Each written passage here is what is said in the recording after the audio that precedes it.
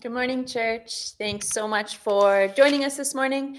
We are glad to have you with us. If you are just kind of joining in for the first time, welcome. Thanks for joining us. We are happy to have you to stay kind of current and up to date on what's happening in the church. Just make sure you're checking your weekly update. Every week it comes out kind of midweek between Wednesday and Friday, and it'll have kind of the details of what is happening in the church. If you do not get that, if you are either kind of new, just checking us out for the first time, and you want more information, you can send an email to office@ykcofc.ca, and we would be happy to be in touch with you and get you more information, answer any questions you have. I will drop that email address into the chat when I'm done my announcements so that you can contact us if you have any questions or would like to be in touch with us about anything. The main thing happening kind of midweek this week is our Zoom prayer, which is happening Wednesday at 7:30 p.m. So if you'd like to jump into that, you are more than welcome. We'd love to have you participate in that. It happens Wednesdays at 7:30, and the link for the Zoom meet is in the weekly update. So again, check the weekly update for that. One other thing I want to mention is that each week there's kind of different things that are happening due to the current outbreak. And this week, starting tomorrow, we know likely that schools and students and teachers are heading back into the schools, and a lot of people that have been working from home are heading back into work. And so it just seems like a great time to just lift our city up in prayer, to be praying for our schools, praying for our students, praying for our teachers, praying for parents who are sending their students back, and pray for those that are heading back into the workplace. I think I just invite you today to spend some time praying for our community, praying for our city. If you want to head to one of the schools, if you're out and about, pull into a school parking lot and just pray that God would be there this week, that those students that are heading in there would know that God is with them, that he is for them. And they would go forward in courage, and they would have his peace. They'd be filled with his peace. Pray for protection over our schools and over our families and students. And so if you're able to do that today, we just invite you to do that. And moving along, the next thing, just a reminder, the best way, if you'd like to give this morning, the best way to do that is through e-transfer, office@ykcofc.ca. And before I jump into our text this morning, I'm just going to pray.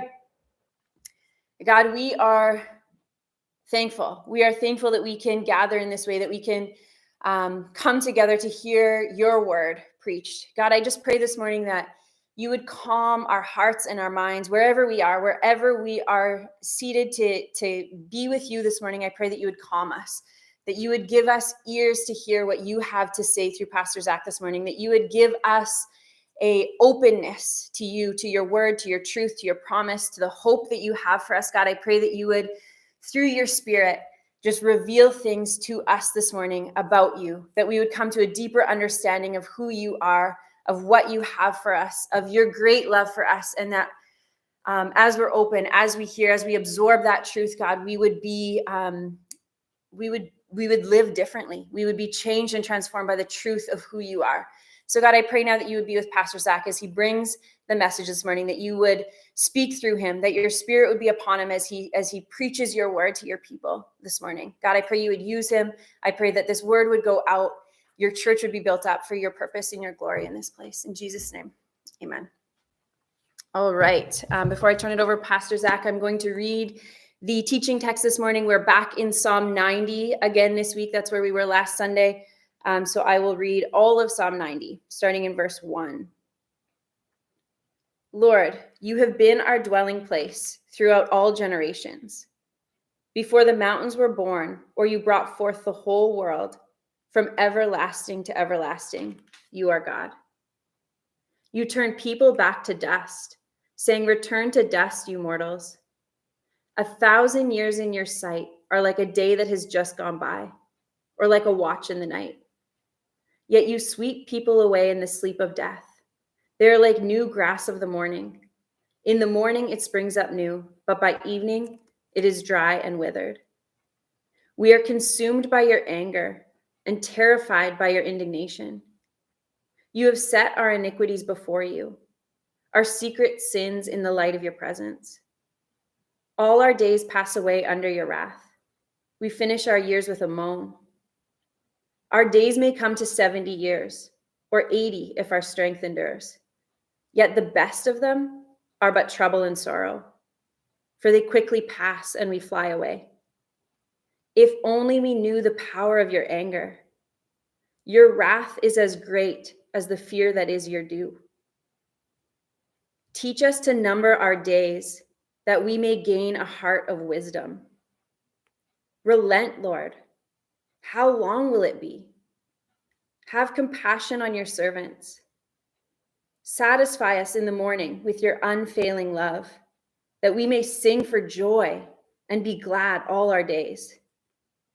Make us glad for as many days as you have afflicted us, for as many years as we have seen trouble. May your deeds be shown to your servants, your splendor to their children. May the favor of the Lord our God rest on us. Establish the work of our hands for us. Yes, establish the work of our hands.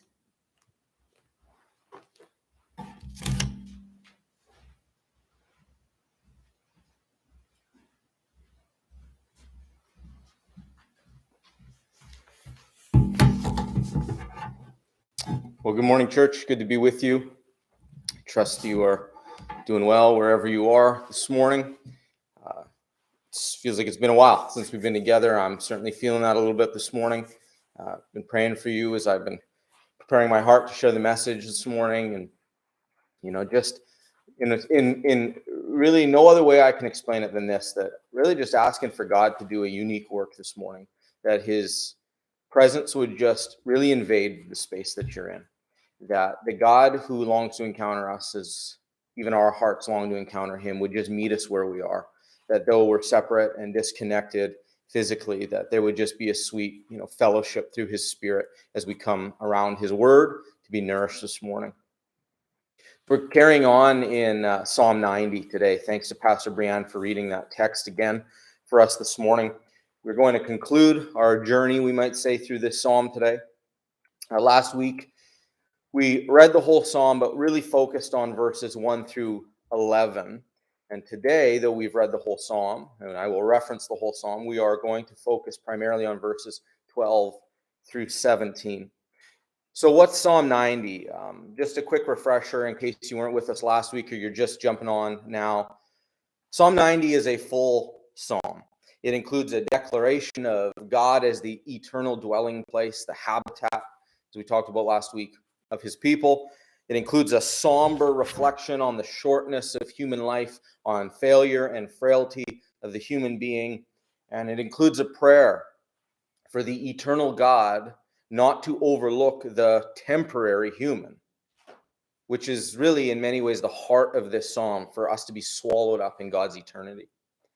And then it includes also this wild little bridge verse that connects the somber middle section, kind of verses 3 through 11, to really the redemption part of 3 through 17. And that verse is found in verse 12.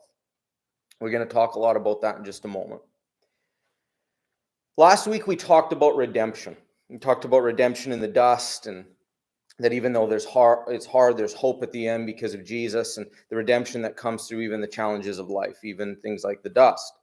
Today, we're going to talk about another expression of God's grace, and that expression is wisdom, which is found in that little bridge verse of verse 12. And though wisdom is an expression, and you hear me already, though wisdom is an expression of God's grace, I'm not sure we always think of it like this. I think when we think about grace, we have a tendency to put these sort of big spiritual, ribbons and bows on it.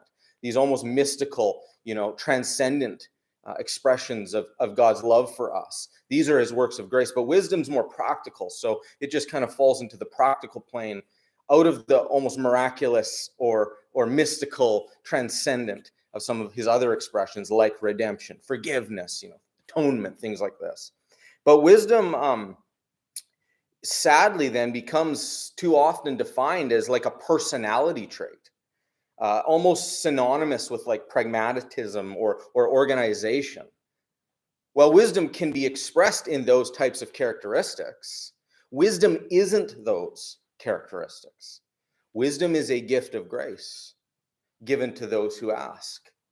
So this morning, I know that I'm speaking to people who know well the ups and downs of life, but also desire to live well through those ups and downs. And so just because we know that tension, that life can be challenging, but also we want to navigate it well, we already then are confessing our need, our longing, our desperation, our desire for wisdom. And so we know this need then can only be found in God. So we're going to begin this morning by defining wisdom and then consider how wisdom is received, how it's learned. And so if I were to be asked today, Zach, what is wisdom? I would offer this basic definition, and I don't want to suggest that this is full or comprehensive. This is just a basic definition. But wisdom is this. Wisdom is a tool for navigating life. So we read in this little bridge verse that I've mentioned, verse 12, the psalmist says, teach us to number our days that we may gain a heart of wisdom. So wisdom is something that helps us to discern our moments, our days, our losses, our gains in such a way that we live well. And if we read verses 3 through 11 of Psalm 9, we can see what the psalmist prays for wisdom here in verse 12. As we talked about a lot last week, the psalmist uses verse 3 through 11 of this psalm to depict life as short and hard, to depict humans as frail and failed. And reading this gloomy description almost feels like reading an ancient news broadcast. It leaves us feeling concerned about the world and sort of sad about our place in it. And I think that experience with the news is an experience most of us have had as we've read the news or heard the news, and we've probably had that experience more than once. Growing up, my mom almost never missed the 11 o'clock national news. We were a CTV news family. It was claimed in the Eagle House that CBC couldn't be trusted, and we were told that we didn't like Global, at least not at night. Though we were okay to watch Global in the morning, they did a good job with the traffic reports, so we put them on. But in the late 90s, on CTV News at 11 o'clock, you'd find the news anchor, Lloyd Robertson. I'm sure some of you remember him. Lloyd's voice was so much a part of the bedtime hour at the Eagle House that I'm pretty sure I couldn't fall asleep at night until I had heard that end of the broadcast outro, and that's the kind of day it's been.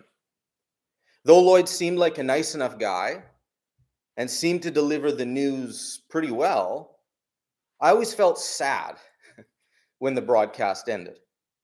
I think it had something to do with the fact that for 1 hour every night, just before Canadians were to settle into bed, Lloyd and his colleagues would revisit presidential scandal, war, disease, financial crisis. And then once all of the super sad news was shared, Lloyd would offer that one last statement, and that's the kind of day it's been. Looking back, I realized that Lloyd never said if the day was good or bad. He just said that it had been. And this rather vague conclusion forced me and all the other Canadians watching to decide if the day had been a good one or if the day had been a bad one. And I think if I'm being honest, based on everything that Lloyd usually reported, the world seemed doomed. The day had been bad, according to the news. And in a way, verses 3 through 11 of Psalm 90 feels something like Lloyd Robertson's broadcast. It sounds almost like something he would have said. It's a thorough description of the struggle that we're all familiar with. Fortunately, though, for us, there's a major difference between the national news and even this gloomy portion of Psalm 90. And the difference is this, that Lloyd would stop talking, and Lloyd would leave the interpretation up to the viewer. It was the news, after all, not opinion. The psalmist, on the other hand, doesn't sign off. He doesn't end his broadcast and go to bed and leave us alone to make sense of the world's concerns. He shows us a way forward. Unlike Lloyd, the psalmist does give us his point of view. And the way forward, based on his point of view, is to use the hard truth as a doorway into wisdom, rather than using the hard truth as a cause for despair and hopelessness. You see, the psalmist gives the bad news report, but then he prays. And he asks God to teach the community and to teach them to number their days so that they may gain a heart of wisdom. Numbering our days, it's an interesting expression. It's an interesting prayer. Numbering our days, as the psalmist says here, is more than counting them. It's not knocking them off, checking them off of our calendars. Surely we can count the days, number the days, assign, this is day 254 of the year. We can do that without God's instruction. Numbering them then is actually to take each day seriously. It is to see the fleeting nature of life and do our best to make life count, make each day significant, so to speak, to see it that way anyways. Numbering our days is to deal with each day in such a way that we live well, whether the day was a good one or whether the day was a bad one. And it's in this action of numbering our days that then we place ourselves in a position, as the psalmist says, to gain wisdom, something that will help us navigate all of life. And church, this little verse, this little instruction is so important for us to understand. And here's why. I'm sure many of you know that wisdom is more than knowledge. You can have all the knowledge in the world and lack wisdom. Wisdom is more than knowledge. Wisdom is a skill. It's an ability that we can employ in all sorts of life's situations. We use wisdom to buy a car. We also use it to reconcile with a long estranged loved one. We use it to navigate a concerning health diagnosis. And we use it to make career decisions. We use it to navigate all sorts of details of life. And so the book of Proverbs in chapter 8, verse 11 tells us that wisdom is more precious than rubies. And look at this, and nothing you desire can compare with her. That's some incredible value, isn't it? Have you ever considered that wisdom is actually bigger than anything you desire? Wow. And its value then, as Proverbs explains, shows us its importance. The value points to its incredible significance to us. And it's valuable, this wisdom, because when we have the news telling us about the gloom of life, or in the case of the Jews, the psalmist reminding them of their dust-to-dust existence, a skill that says, I can navigate this part of life well, regardless of how the day is. Well, that's a pretty special skill. That's a pretty special gift. Wisdom is so valuable and important because it is truly a navigation tool for the events, the responsibilities, and the opportunities that life includes. It does not protect us from life. It helps us navigate it well. But here's what is so critical for us to catch. The wisdom that the psalmist prays for in verse 12 is not something humans can cultivate on their own, regardless of how much we might try to do so. It's not something that we get just by taking the right course. It's not even necessarily something we get by walking through the right experience. Wisdom is a tool given by God. Even more specifically, wisdom is something that God teaches us himself. Wisdom is an expression of his grace. If we grow in wisdom, it's because of God's gracious instruction to us, that God gave us that wisdom. And because God is the only source of this wisdom, this is why there can be people who can live for decades and be completely absent of wisdom. And then you can come across somebody that's only lived for a couple of decades and seem to have wisdom in abundance. Because wisdom is an expression of God's grace. Wisdom is taught, it is given, it is deposited into the hearts of people who desire and seek it from God. Now you may be thinking, okay, I get it. So God gives wisdom through his instruction. But what does that look like? I've lived, this many years, and I'm still trying to figure out how I get wisdom.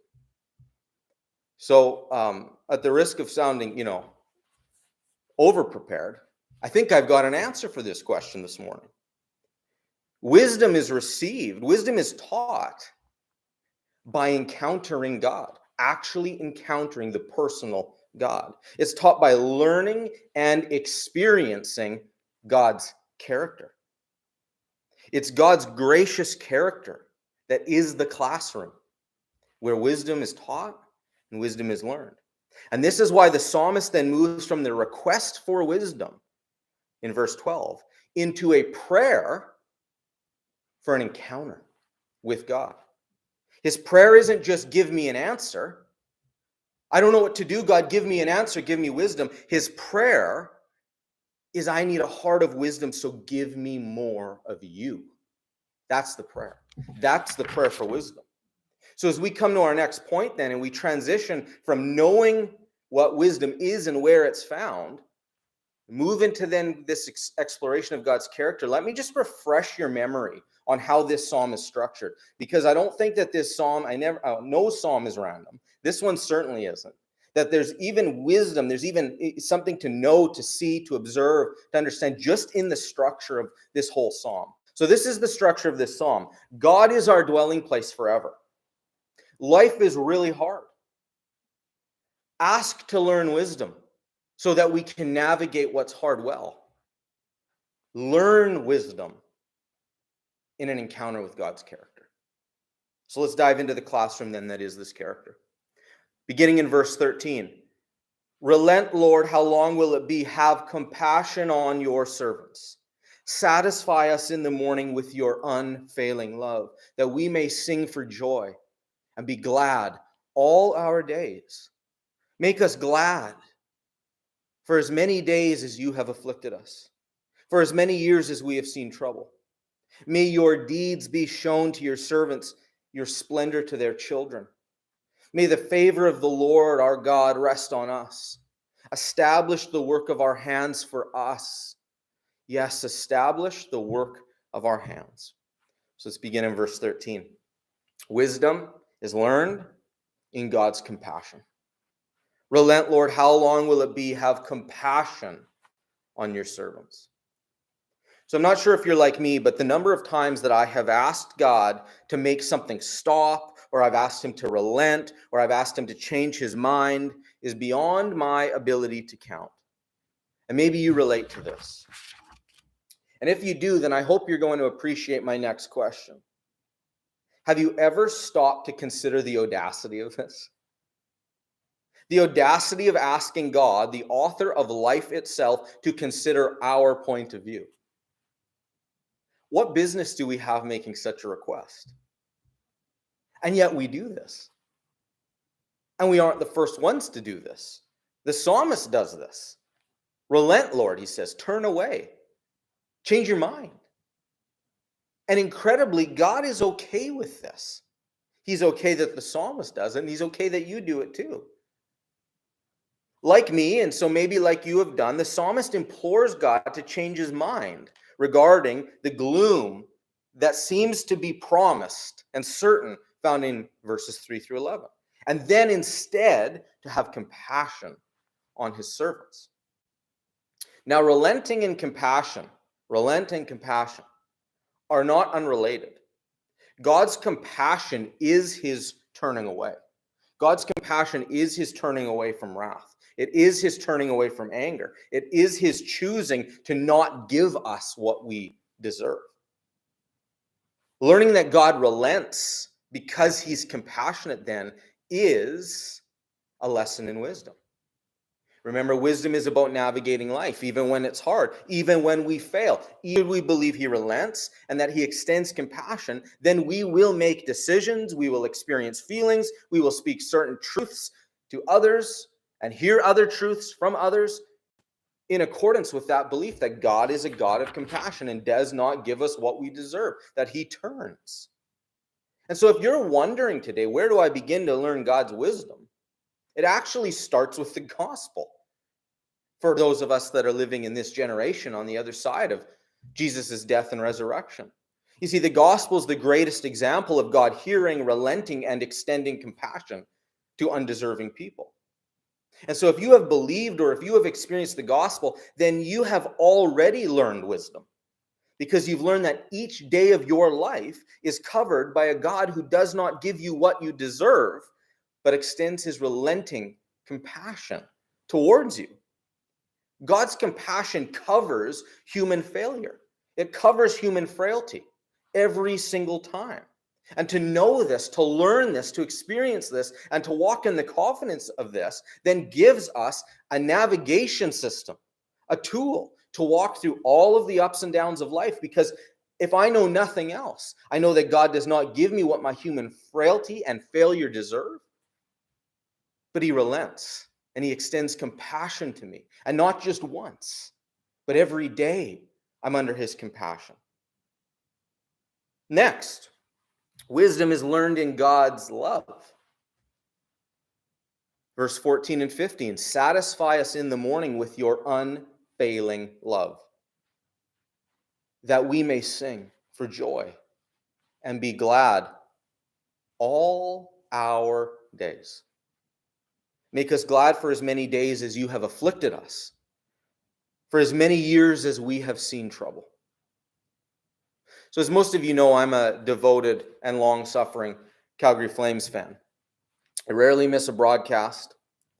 And the regular analyst, what we used to call the color commentator on Flames broadcasts, is former NHL goalie Kelly Rudy.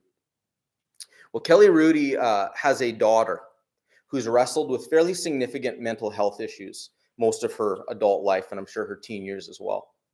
And some time ago, she started a clothing brand to help end the stigma around mental health.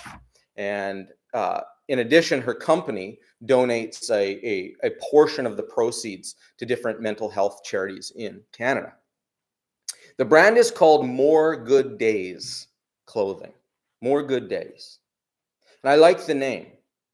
I think in a way this is almost a prayer of all of humanity.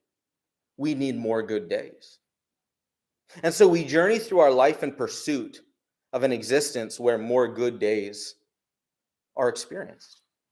And then sometimes we find those good days and all appears well until another bad day shows up and it seems to swallow the good up in one great big bite.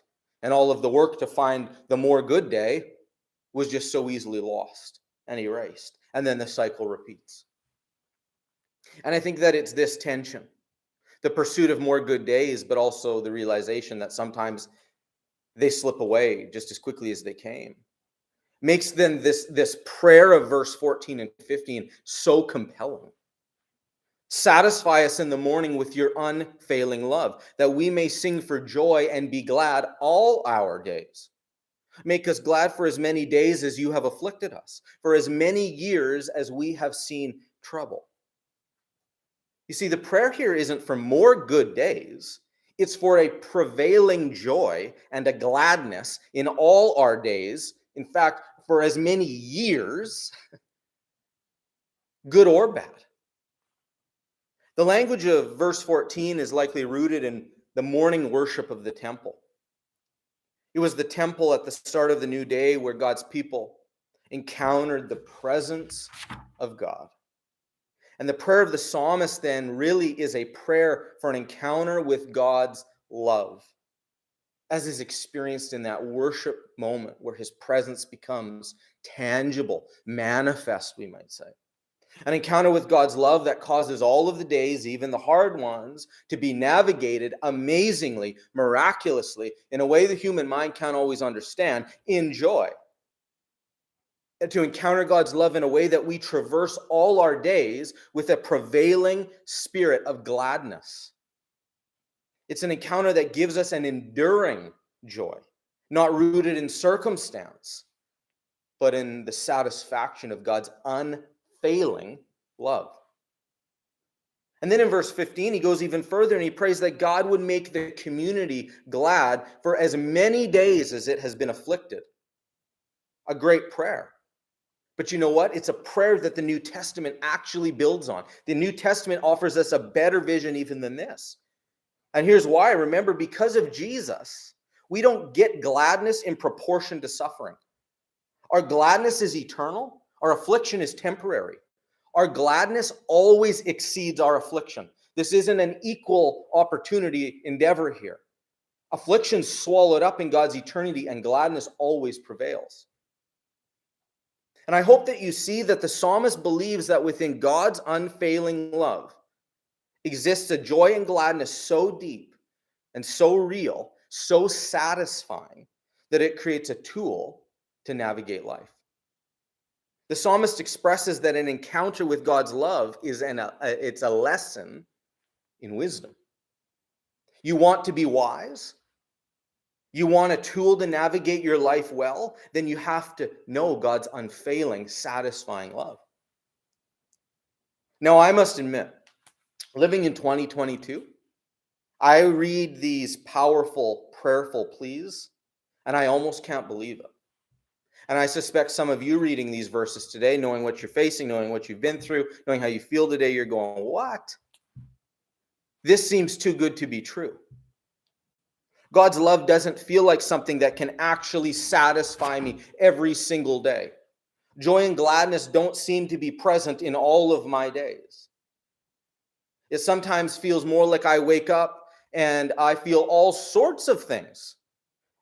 And I can't put any of them into the joy and gladness category. Life feels more like Kelly Rudy's brand name, his daughter's brand name suggests, that we're mostly looking for more good days. That's what happens in the morning. But here's where I take comfort in this, and I hope you will too. I'm not God, and my experience is not final truth. And so what I take from these verses is that my satisfaction in God's love, that's actually God's job. I don't have to know how he's going to do that. All that I'm invited to know here is that he will, that he can, that he desires to. That's as much as I get to know. Satisfying me is God's job. I don't satisfy myself by God's love. I am satisfied by encountering his love. He has to do it. It's his work. It's God's work. Knowing the satisfaction of God's unfailing love morning by morning is his ministry to me. It's his business. I cannot create this. Only God can. But in saying that, that doesn't mean I don't have a part to play in this relationship. And so you see that praying here, as the psalmist does, to be satisfied by God's love, that's our job. Because I think at times it's easy for us to just say, well, God doesn't satisfy me with his love. And it's like, when did you last fall on your knees and genuinely pray that you would be? And maybe some of you have. And it's still a wrestling match. And well, I believe there'll be grace for that. But I think our experience tends to be that I actually didn't pray for that more than a few minutes here and there, now and then. That's certainly my experience anyways. Maybe some of you relate to that. But it seems that for me, and perhaps for you too, that if we can pray in earnest for an encounter with God's unfailing love, and then trust God to be God, and to surprise us with an unfailing love, so true that songs of joy and gladness well up, well, I think then we're on our way to wisdom. If we just believe that life includes this kind of experience and this kind of encounter, then I think we will navigate life a certain way. Joy and gladness, you see, are expressions of a wise life. Sometimes wisdom has this caricature of this sort of somber, mystical, dull creature. Joy and gladness are expressions of a wise life. Joy and gladness are expressions of the person who has known God's love in such a way that they are navigating life different. They have a skill for life that came out of this encounter with the satisfying, unfailing love of God. Joy and gladness caused by the satisfaction of God's love, they stand in defiance, you see, to the old adage that says ignorance is bliss. Psalm 90 tells us knowing God's unfailing love is bliss. And it's a place to learn wisdom, a blissful place to learn. a tool that can be used each and every day, the good, the bad, and the ugly, to live life well. Whatever may come then, we can walk through it knowing that no day has the authority or the power to extinguish the light that is the joy and gladness caused by God's unfailing love. Finally, wisdom is learned in God's generational faithfulness. Verse 16 and 17. May your deeds be shown to your servants, your splendor to their children. May the favor of the Lord our God rest on us. Establish the work of our hands for us. Yes, establish the work of our hands. So as we've covered extensively now, verse 3 to 11 of this psalm, they explore life as temporary. Life is described in verse 3 as dust to dust. What a contrast we find in verse 15 and 16 then. Human life is temporary, but God is eternal. And so what is actually happening in these verses is the psalmist is praying that our temporariness would be swallowed up in God's eternity. That everything that's temporary about the human existence would be swallowed up by the God who is our dwelling place and just so happens to be eternal. And it's here then in God's eternity that we find another lesson in wisdom. Wisdom is learned in the assurance of God's faithfulness to every generation. The psalmist prays that God will reveal his deeds now and reveal his splendor to the next generation. God's greatness isn't contained, you see, to one generation. God isn't a deliverer for one generation and then only a legend or a rumor for all the rest. God wasn't a certain way for your parents or your grandparents, but not that way for you. What God's done for you, he will do for your children, even if you've believed he will not. God is the same. He is a God who acts in every generation. He's a God who reveals himself to both us and our children. This is why the church just marches on. This is why the church doesn't have glory years or best years. Because God continues to reveal himself, his deeds and his splendor to the generation and to their children, to the generation and to their children. He just keeps showing himself faithful. And if God will show us his power and his grace and his redemption and his love through his deeds and through his splendor, how can we not walk through the good and the bad of life with the wisdom of God? How can we not have that? If God really is a deliverer for every generation, if he really is compassionate to every generation, if he really is unfailing in his love and satisfaction for every generation, then certainly every generation can face their challenges with wisdom that God will show himself faithful to act in our time and in our day. So we join with the psalmist and we pray, Lord, show us your deeds. Show us your deeds. And show your splendor to our children. I mean, you guys have heard as well as I have for the last, 2 years, and particularly lately, the damage that, our children have suffered.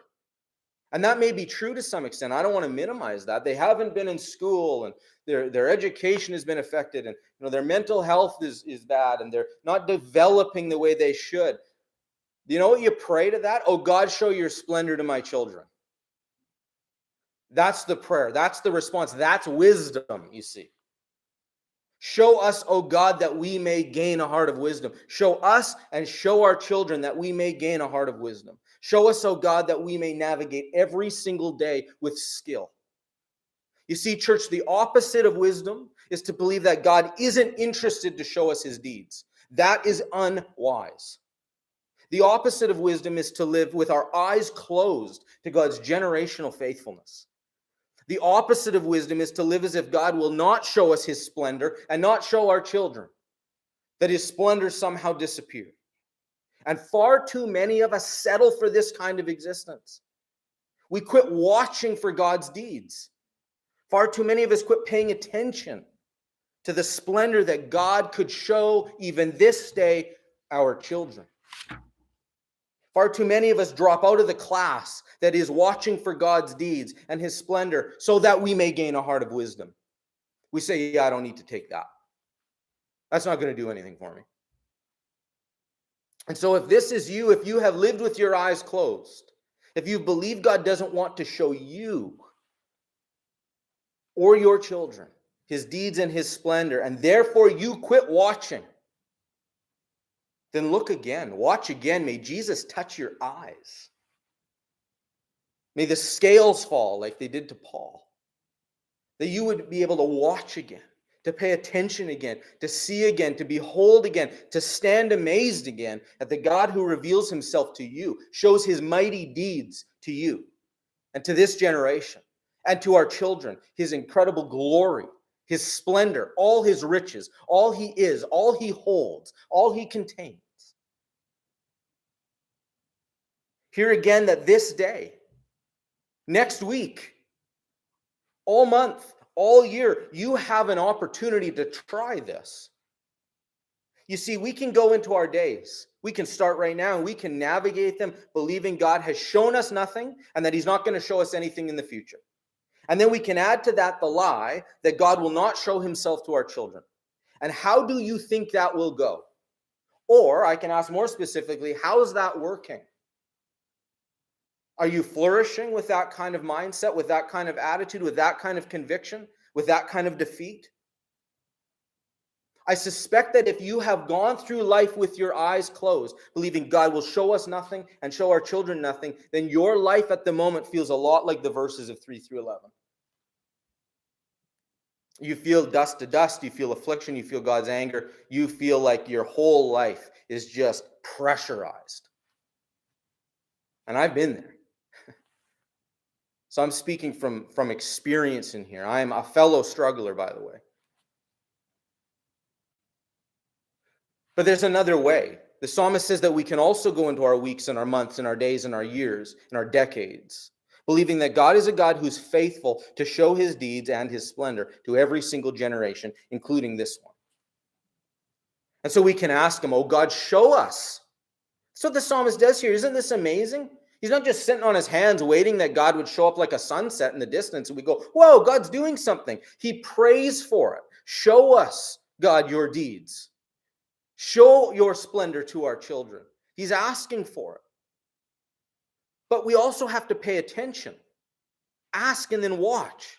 And I'm certain that if we do this, if we believe this, if we hold this, that we can ask, confident that God will, and we can watch in faith that he's going to, then we will navigate life with a certain wisdom.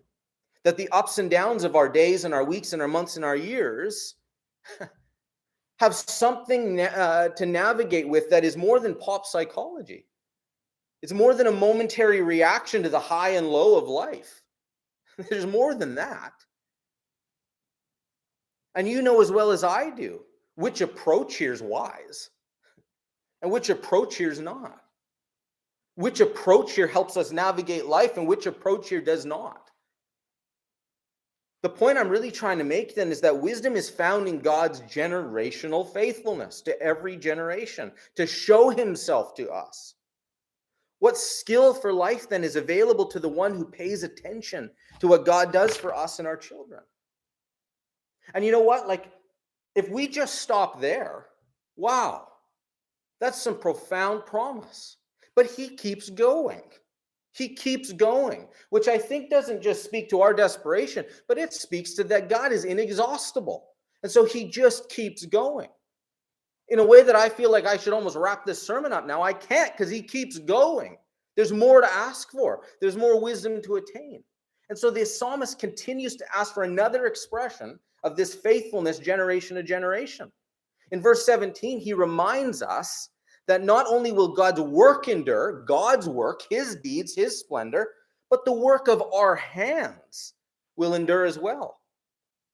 Because God will bless our work. His favor will rest upon us. His delight in us will rest on us in such a way that the work of our hands even endures. And this is really a wild thought. Somehow God blesses our work in such a way that our contributions to his creation continue on. Our work is established by God. And remember, God isn't temporary. You see, the temporariness of the work of our hands is actually being swallowed up in God's eternity here. Our work is swallowed, covered in God's never ceasing existence, God's limitless future, we might say. And I think if we then consider those that we've known, those who we've loved, who've gone before us, we can see how their contributions to the earth and our life is still established through God's blessing. Their work, we might say, still matters. And this gives then our work a different meaning, doesn't it? This gives wisdom to the laborer. The work of your hands can be established by God's eternity. The work of your hands is not limited to the day in which the work happened, but that limitation is swallowed up in God's eternal existence. How does this then not give us a navigation tool for the weariness and sometimes meaninglessness of work? Surely there is some kind of wisdom of God available to the weary worker here when we go, God's favor rests upon us so much that he establishes the work of our hands, as the psalmist says, for us. In other words, so we don't do it ourselves. And all our laboring to be significant and important, God comes along and just does it for us. God's wisdom is learned then, church, in his generational faithfulness to show his work to us and also establish our work even. So there's three expressions of God's character: generational faithfulness, unfailing love, and incredible relenting compassion. 3 places to learn wisdom. Not exhaustive, but I think a pretty good start. And so as we bring this message to a close, I'm going to leave you with some closing thoughts here on wisdom. We don't have to take the news of the world as the authority for what kind of day it's been. Lloyd Robertson's, and that's the kind of day it's been. It doesn't need to hang in the air unresolved the way it did for, teenage Zach. The day can be defined by and navigated with God's gift of wisdom to us. God's wisdom is a gift of grace. It's given to us, to his people, to live our very lives with their ups and downs, adventures, and even boredoms. There's a wisdom that exists in God's redemptive grace that I'm not sure we have fully understood or tapped into. At least I haven't. It's a wisdom that sees further than the temporary. It hears harmony when everyone else is singing monotone. It enjoys color when everything seems black and gray. And it even knows life when everything else seems to know death. Church, you may have believed wisdom is just an answer to your question. You may have believed wisdom is just a solution to your temporary problem. You may have believed wisdom is just being practical, or being a good manager, or that you're a good decision maker. Well, wisdom is often expressed in those areas, those characteristics, these places. Wisdom is first,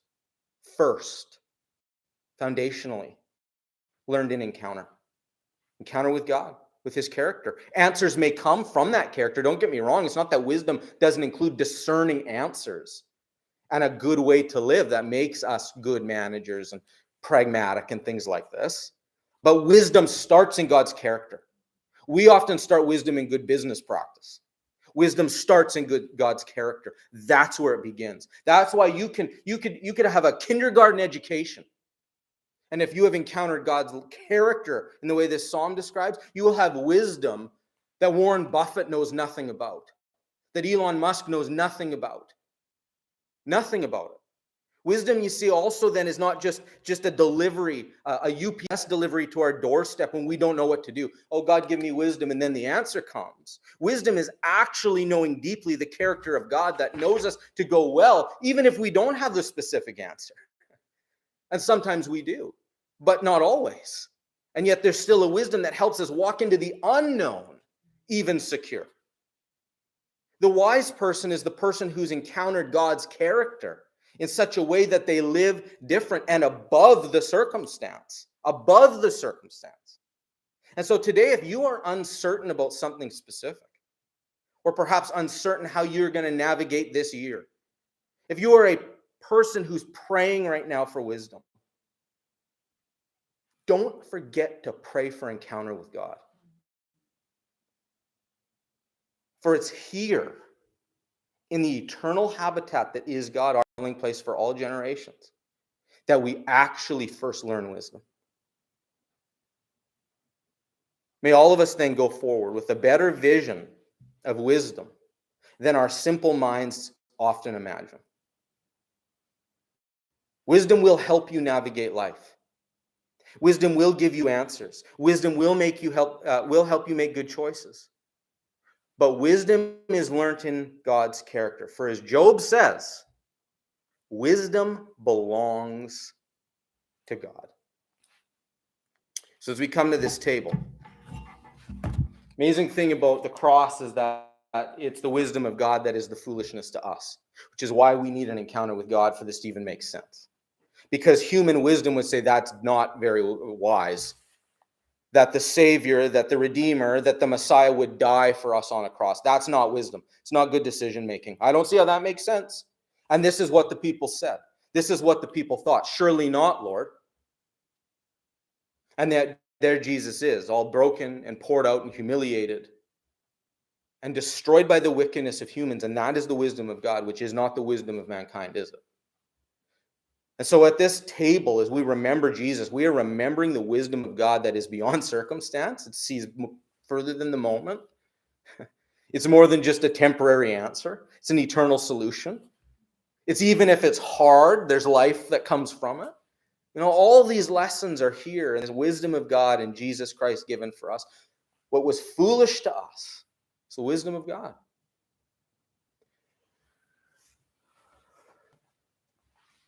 So if you have the emblems at home and you want to take communion today, I'm going to lead you in that. So we remember this incredible sacrifice, God's wisdom for us, that is now our tool to navigate life. Jesus' death for us. The night he was betrayed, he took bread, he broke it, gave thanks for it. He said, "This is my body given for you. As often as you do this, do it in remembrance of me." Let's take this in remembrance of Jesus together.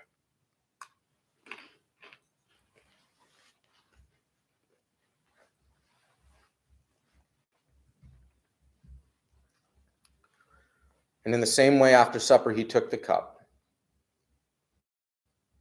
"This cup is the new covenant in my blood. Surely this seems wise to no one but God in this moment. The new covenant in blood. But as often as we take this, we do it in remembrance of Jesus." Let's take it together.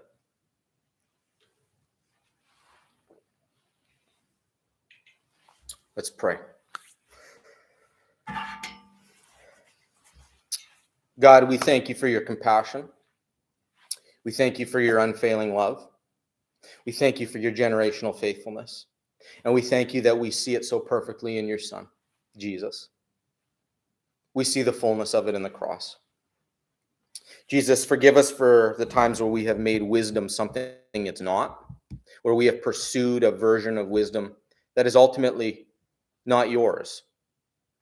And in this moment, give us this expression of grace that calls us back to encounter with you. For all of us who are weary and tired and looking for a way to do this existence, God, renew our hearts again to hunger and thirst and desire for encounter, not knowledge, but encounter that might give us knowledge and wisdom with you, that we would seek you above all things and see if in you there isn't the riches of wisdom. For all my friends processing life today, I just pray, God, that your grace would be upon them now for this purpose, for your glory in our lives. Amen. For our benediction today, we're just going to read Paul's doxology out of the book of Romans. So as you go into your week, may these words be upon you. Oh, the depth of the riches of the wisdom and knowledge of God. How unsearchable his judgments and his paths beyond tracing out. Who has known the mind of our Lord, or who has been his counselor? Who has ever given to God that God should repay them? For from him and through him and for him are all things, including wisdom. So to him be the glory forever. Amen. God bless you, church. Have a great rest of your day. We will see you again soon.